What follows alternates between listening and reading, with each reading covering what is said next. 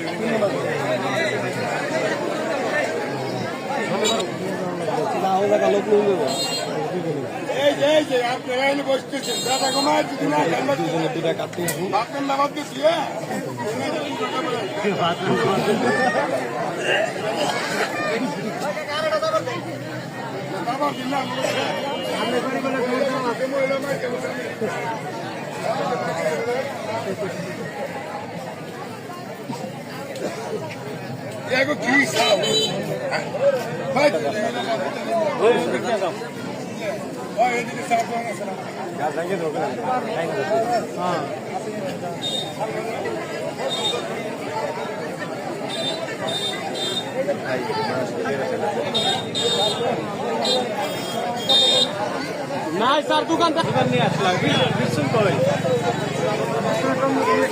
ওই বিশুনের দোকান কি সামনে দেখ কি হ্যালো হ্যালো বসলাই মহিলা কই দেখলে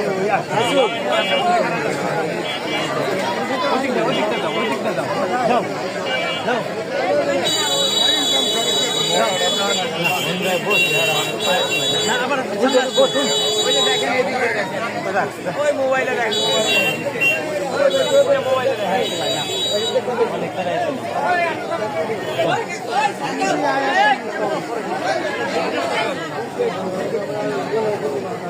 দেখা নাই আমরা চলে নাই